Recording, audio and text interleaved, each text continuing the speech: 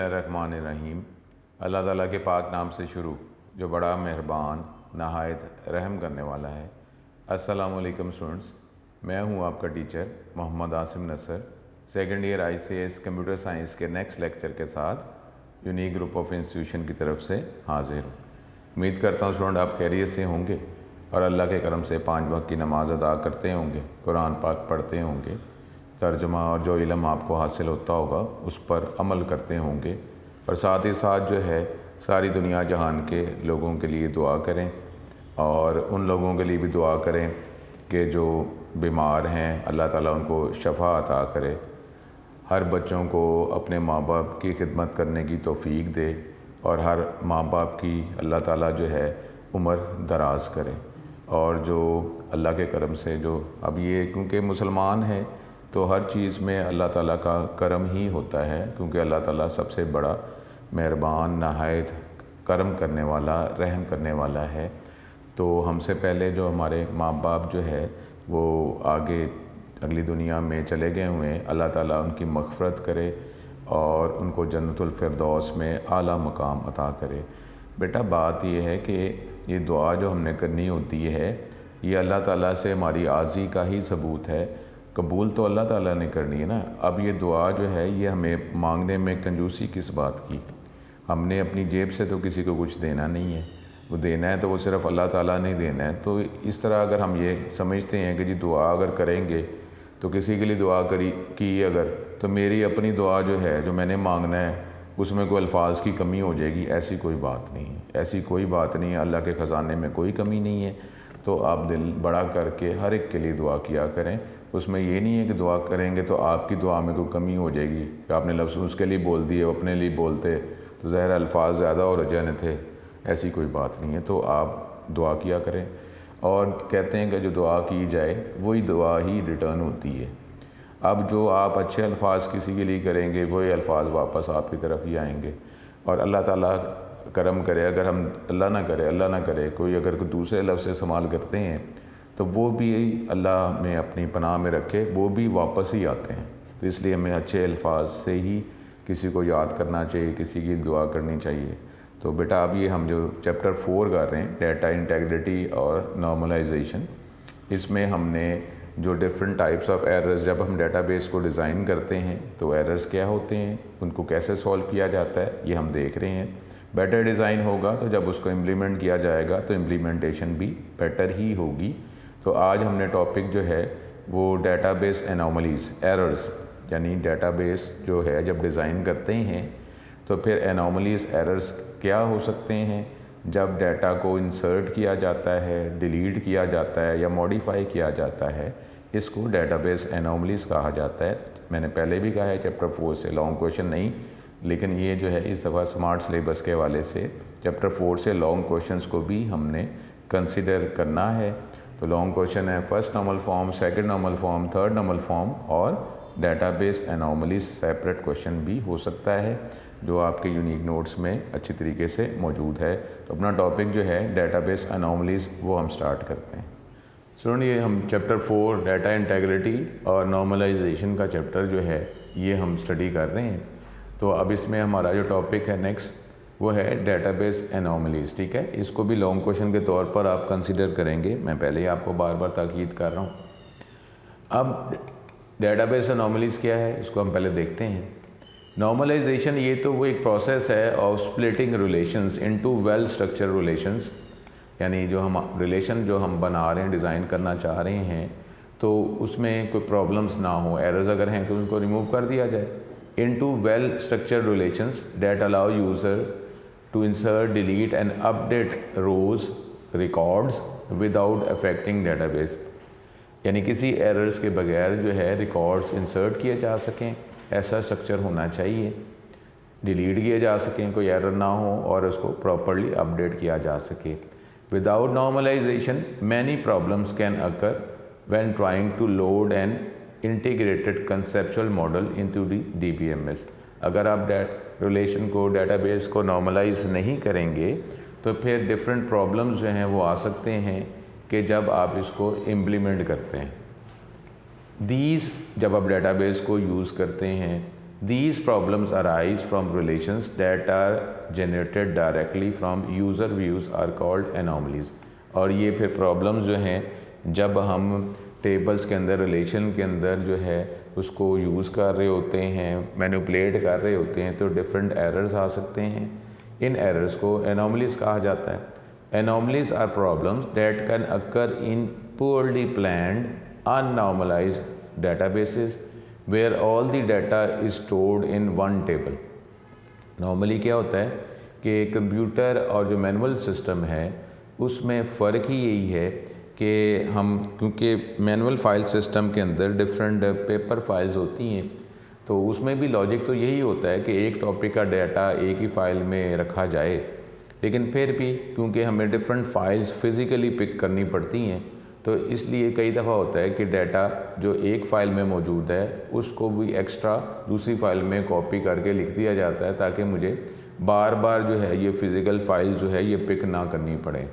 लेकिन कंप्यूटर जो है, क्योंकि इसके अंदर जो है हमारे पास रिलेशनशिप लिंकिंग का टॉपिक मौजूद है, तो उसमें जब हम रिलेशंस को लिंक कर देते हैं तो जब हम मेन फाइल को ओपन करते हैं तो ऑटोमेटिकली उसका लिंक डाटा भी हमें मिल जाता है। ठीक है, तो अब एनोमलीज जो है are problems that can occur in poorly planned unnormalised databases where all the data is stored in one table. एक फ्लैट फाइल डाटाबेस में ज़्यादातर डाटा एक ही टेबल में फ़ाइल में होता है। It is important to remove these anomalies in order to perform different processing on the relation without any problem. तो ज़ाहिर है कि ये बेहतर है, ये ज़रूरी है कि अगर कोई एरर्स हैं इनमें तो उनको रिमूव कर दिया जाए। There are 3 types of anomalies. 3 तरह के एरर्स हो सकते हैं। Update, deletion and insertion anomalies. जब आप हमारे पास जो है डाटा अगर नॉर्मलाइज नहीं है, अननॉर्मलाइज और ये पोरली प्लान्ड अगर डाटाबेस है तो ये एरर्स हो सकते हैं 3 टाइप्स के: update, delete, deletion and insertion anomalies. इसको एक एक करके देखते हैं। सबसे पहले है insertion anomaly. An insertion anomaly is the inability to add data to the database due to absence of other data। अब जाहिर है कि जब हमें डाटा इंसर्ट करना है, जो डाटा इंसर्ट करना है, अब उसके लिए अगर ये हमें रिक्वायर हो जाए कि डाटा इंसर्ट करते हुए मज़ीद आपको कोई एडिशनल डाटा भी एंटर करना पड़ेगा, अब वो रिक्वायर नहीं है, लेकिन आपको डाटा इंसर्ट करने के लिए एडिशनल डाटा आपको एंटर करना पड़ रहा है, तो ये तो नहीं है ना, ये तो प्रॉपर मुनासिब बात नहीं है। जो डाटा आपको रिक्वायर है आप वही डाटा आप एंटर करें, उसके अलावा हमें डाटा एंटर ना करना पड़े। तो लेकिन insertion anomaly is the inability to add data to the database due to the absence of other data. कोई और डाटा मौजूद नहीं है तो हम डाटा ऐड ही नहीं कर सकते, हमें वो भी ऐड करना पड़ेगा। द नेचर ऑफ डेटाबेस में be such that it is not possible to add a required piece of data unless another piece of unavailable data is also added. तो अब ये ज़ाहिर है, ये क्या लॉजिक हुआ कि डाटा हमने एंटर करना है तो एंटर हो ही नहीं सकता जब मज़ीद कोई एडिशनल डाटा एंटर नहीं किया जाएगा। कैसे?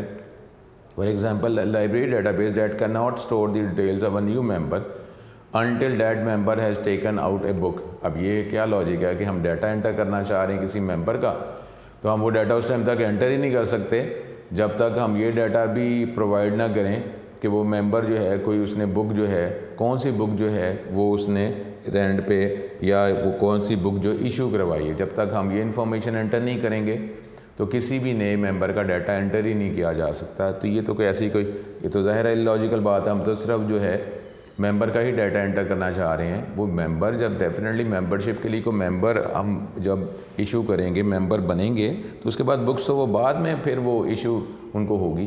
तो अब ये तो हमारे पास इलॉजिकल बात होगी कि a library database that cannot store the details of a new member until that member has taken out a book।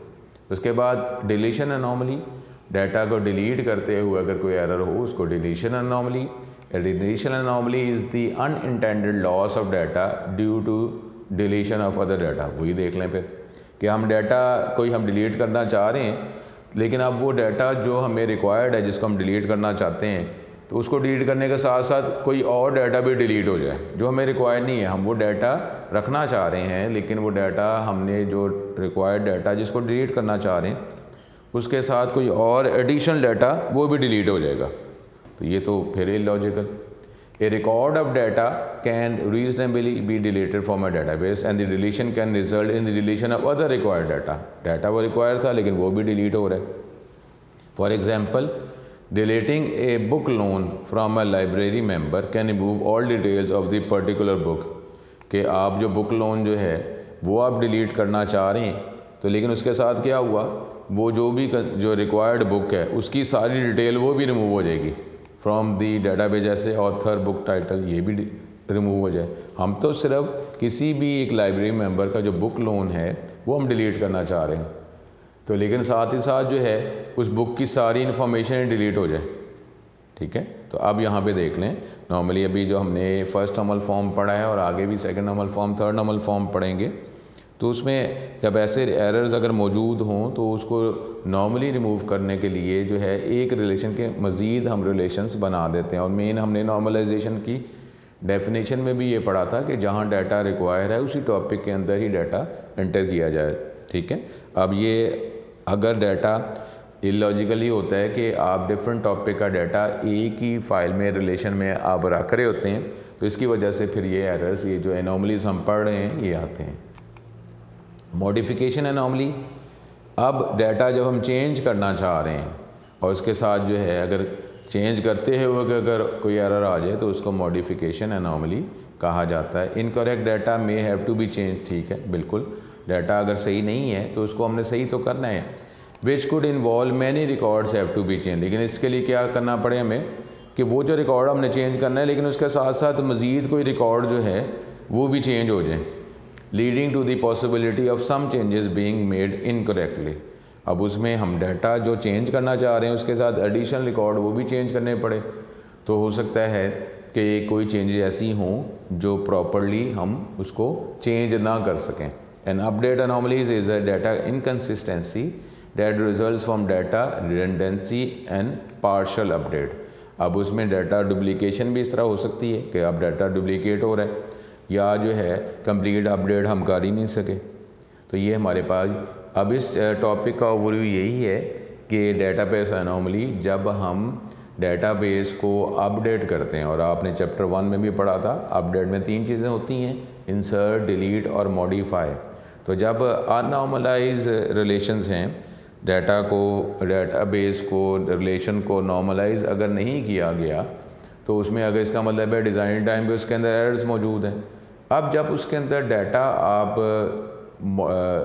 Update करेंगे, डाटा को आप इंसर्ट करेंगे, डिलीट करेंगे, मॉडिफाई करेंगे, तो अगर स्ट्रक्चर ही सही नहीं बना हुआ तो उसका मतलब क्या है कि डाटा जो है वो प्रॉपरली वो इंसर्ट नहीं किया जा सका, उसमें कोई एरर आ गया, डाटा को डिलीट किया, एरर्स आ गए, मॉडिफाई किया तो एरर्स आ गए, क्योंकि वो डाटाबेस रिलेशन को डिज़ाइन करते हुए आप प्रॉपरली डिज़ाइन कर ही नहीं सके, उसके अंदर एरर्स मौजूद थे. डेफिनेटली जब उस पर वर्किंग करेंगे तो एरर्स तो आएंगे. ठीक है, तो ये था हमारे पास डेटाबेस एनॉमलीज़ का टॉपिक.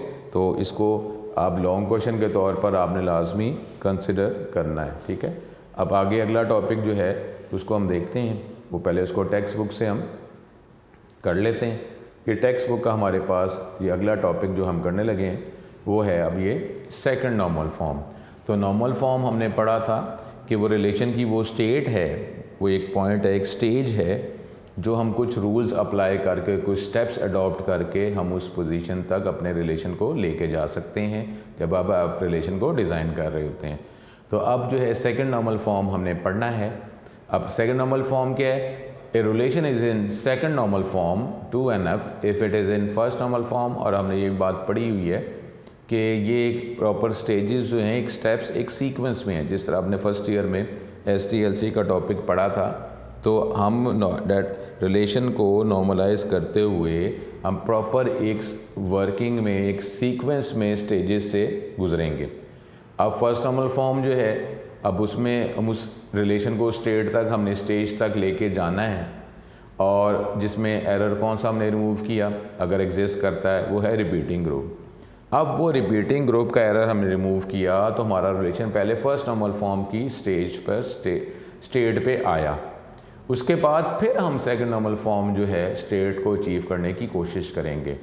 अच्छा, ये भी हो स्टूडेंट माइंड में रखें कि जब हमारे पास जो है वर्किंग स्मूथ हो जाएगी। हमारा एक्सपीरियंस जब हो जाता है डेटाबेस को डिज़ाइन करने के लिए, एक्सपीरियंस हमारे पास काफ़ी ज़्यादा हो जाता है, तो हमने गो थ्रू तो करना है इसी स्टेज में, लेकिन मे बी हमने इतने प्रॉपरली डेटाबेस को हमने डिज़ाइन किया है कि हमने गो थ्रू तो इसी सीक्वेंस में ही करना है। फर्स्ट नॉर्मल फॉर्म के बाद second normal form, third normal form होगा सेकंड ईयर के सिलेबस के अकॉर्डिंगली। लेकिन अब जो है हो सकता है जब हमने डेटाबेस को डिज़ाइन किया तो अब उसी में डिज़ाइन करते हुए ही ये जो रिपीटिंग ग्रुप का एरर जो है वो उसमें था ही नहीं, क्योंकि हमने प्रॉपर्ली डेटाबेस डिज़ाइन ही ऐसी एफिशिएंट की थी। लेकिन फिर भी हम गो थ्रू इसी स्टेजेस से, स्टेप से ही होके गुजरेंगे। अगर रिपीटिंग ग्रुप का एरर नहीं है तो कोई बात नहीं, हमारा जो डेटाबेस जो है, रिलेशन जो है वो फर्स्ट नॉर्मल फॉर्म की स्टेज पे गो थ्रू ऐसे ही करना है इसी सीक्वेंस में, ठीक है। अगर एरर होगा तो रिमूव करते जाएंगे, अदरवाइज़ हम मूव करते जाएंगे और हमारा रिलेशन जो डेटाबेस जो है वो नॉर्मलाइज हो जाएगी। अब दूसरा जो है लॉन्ग क्वेश्चन भी है सेकंड नॉर्मल फॉर्म, इसको टेक्स्ट बुक के हवाले से करते हैं। इसमें शॉर्ट क्वेश्चंस भी हैं। सबसे पहले ये सेकंड नॉर्मल फॉर्म कहते हैं किसको हैं, ये हम पेज जो है 41 से पढ़ रहे हैं। A relation is in second normal form if it is in first normal form and every non key attribute is fully functional independent on the primary key, ठीक है। हमारे पास ये इसकी डेफिनेशन भी आ रही है कि अगर एक डेफिनेशन यहाँ पे भी मौजूद है कि रिलेशन जो है सेकंड नॉर्मल फॉर्म की स्टेज पे पॉइंट पे आ जाएगा अगर सबसे पहले वो फर्स्ट नॉर्मल फॉर्म की स्टेज पर हो। और नॉन की एट्रीब्यूट किसे कहते हैं, जो मेन एट्रीब्यूट है उसके अलावा जितने भी एट्रीब्यूट्स होते हैं उसको नॉन की एट्रीब्यूट कहा जाता है। अगर हम स्टूडेंट के हवाले से बात कर रहे हैं तो स्टूडेंट में अगर हम स्टूडेंट आईडी की बात कर रहे हैं, स्टूडेंट रोल नंबर की बात कर रहे हैं तो ये की एट्रीब्यूट है। तो इन कॉलम्स के अलावा जो जितने भी एट्रीब्यूट्स कॉलम्स होंगे उनको नॉन की एट्रीब्यूट कहा जाता है। तो जितने भी नॉन की एट्रीब्यूट हैं वो is fully functionally dependent on the primary की। तो आप इसी चैप्टर के शुरू में फंक्शनल डिपेंडेंस पढ़ चुके हुए हैं कि अब जितने भी हमारे पास नॉन की एट्रीब्यूट्स हैं प्राइमरी की के अलावा जितने भी एट्रीब्यूट्स कॉलम्स हैं वो फुली डिपेंड करते हों प्राइमरी की पर। अब फुली डिपेंड करते हैं प्राइमरी की, इसका क्या मतलब है, मतलब ये है कि अगर प्राइमरी की हमें पता है और स्टूडेंट ये माइंड में भी आप रखेंगे, मैं बार बार भी एमसीक्यू के हवाले से भी आपको बताता हूँ कि एक रिलेशन के अंदर एक ही प्राइमरी की होती है।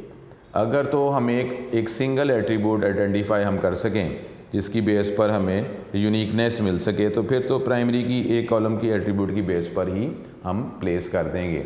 लेकिन कई दफ़ा अगर एक एट्रीब्यूट एक कॉलम की बेस पर अगर प्राइमरी की हम असाइन नहीं कर पा रहे तो फिर एक से ज़्यादा एट्रीब्यूट्स को हमें कंबाइन करके प्राइमरी की असाइन करनी पड़ती है।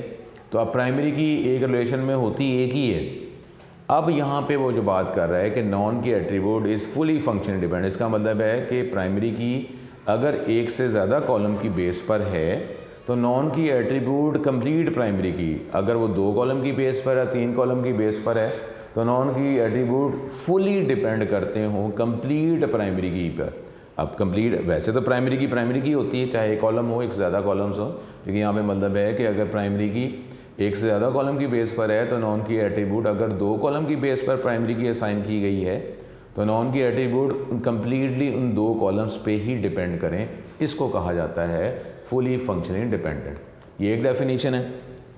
उसके बाद दूसरी डेफिनेशन ये यहाँ पर भी मौजूद है, to be in second normal form every non key attribute must depend on the key. जितने भी नॉन की एट्रीब्यूट हैं वो की पर डिपेंड करें and all parts of the की। ठीक है, समझ आपको आ रही होगी कि ये हम सिचुएशन सेकंड नॉर्मल फॉर्म की जो स्टेट या स्टेज जो है हम उसी टाइम इसको कंसिडर करेंगे, वर्किंग करेंगे जब प्राइमरी की एक ज़्यादा कॉलम की बेस पर होगी।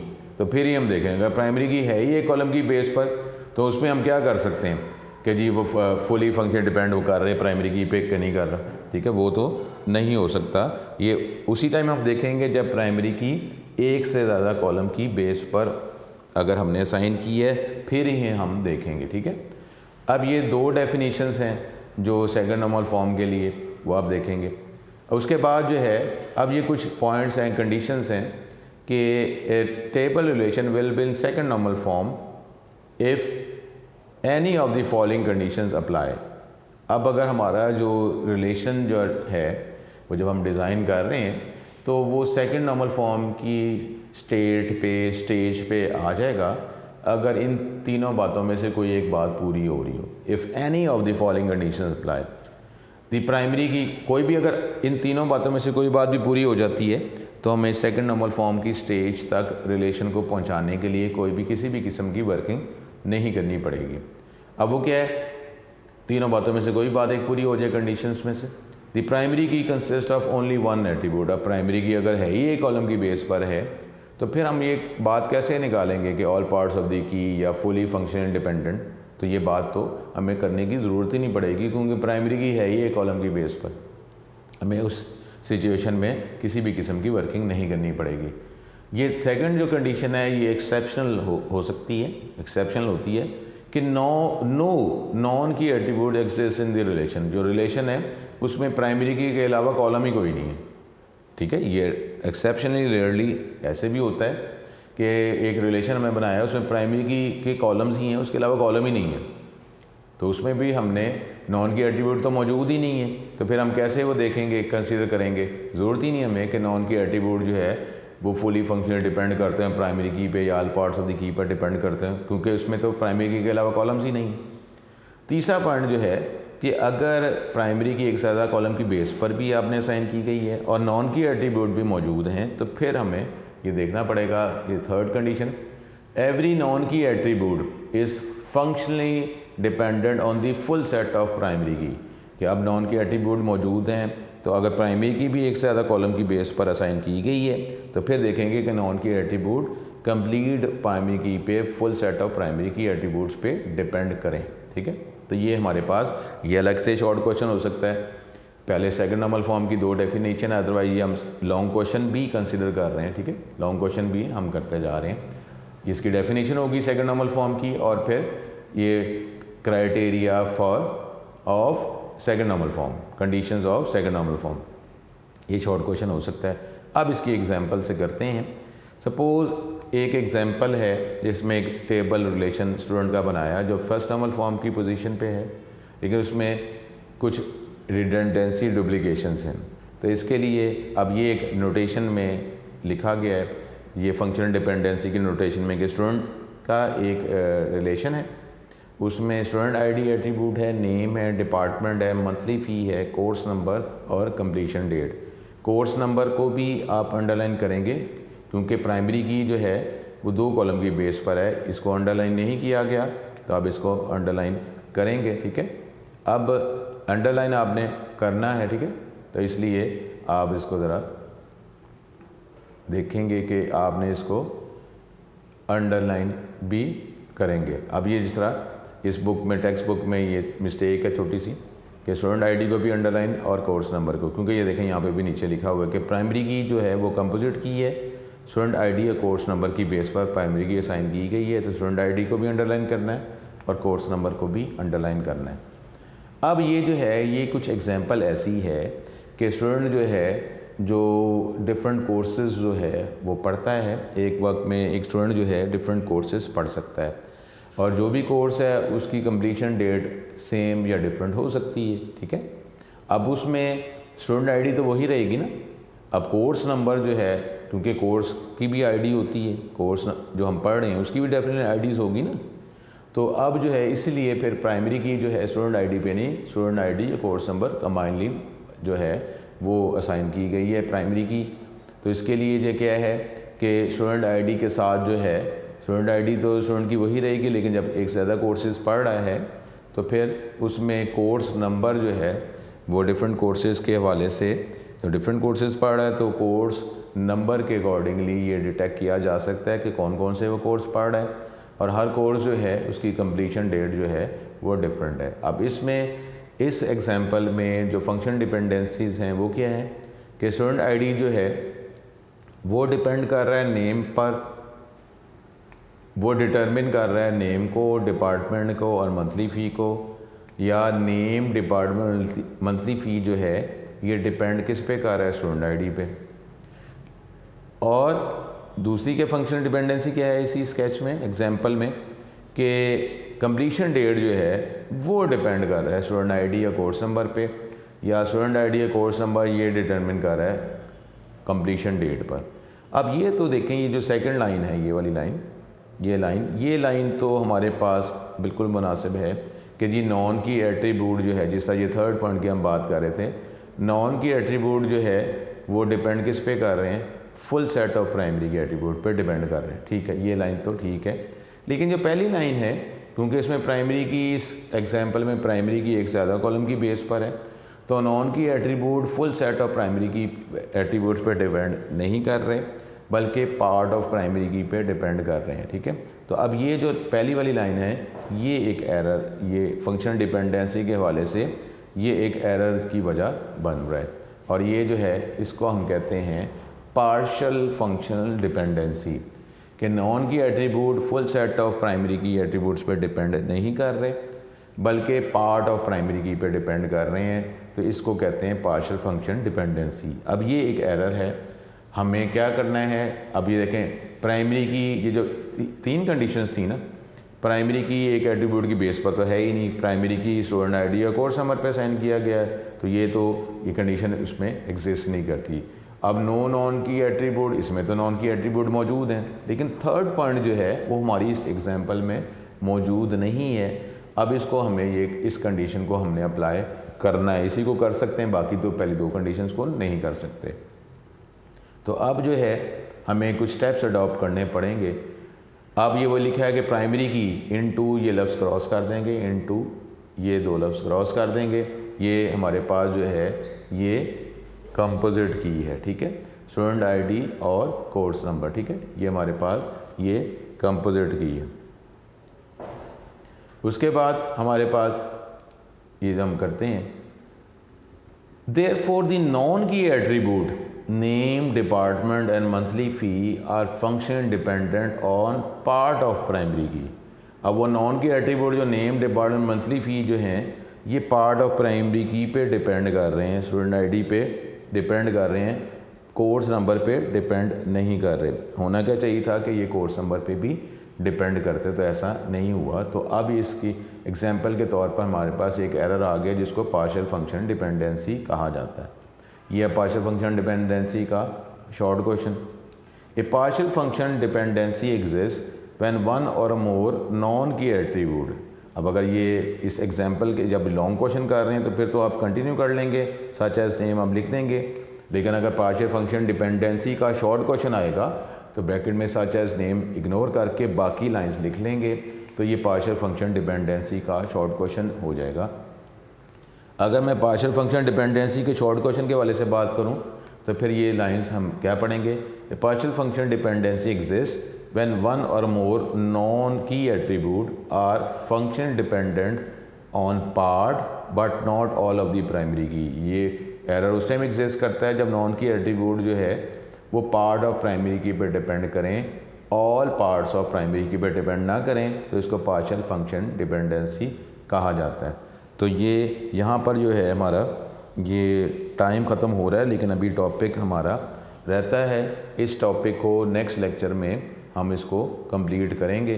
तो क्योंकि ये लॉन्ग क्वेश्चन भी मैंने आपको कहा हुआ है कि लॉन्ग क्वेश्चन के तौर पर भी करना है, इस जो लेक्चर में हमारे पास सेकंड नॉर्मल फॉर्म की डेफिनेशंस हमने की, फिर जो क्राइटेरिया या conditions of second normal form, ये अलग से शॉर्ट क्वेश्चन हो सकता है। उसके बाद फिर ये पार्शियल फंक्शन डिपेंडेंसी का शॉर्ट क्वेश्चन हो सकता है। तो लेकिन अभी जो है ये हमारा टॉपिक रहता है, लेकिन इस टॉपिक को नेक्स्ट लेक्चर में हम कंटिन्यू करेंगे और कंप्लीट करेंगे। ठीक है, तो अपना बहुत ज़्यादा ख्याल रखें। नेक्स्ट लेक्चर में फिर इसी टॉपिक को हम यहीं से कंटिन्यू करेंगे और इसको कंप्लीट करेंगे। अपना बहुत ज़्यादा ख्याल रखें। अस्सलाम वालेकुम।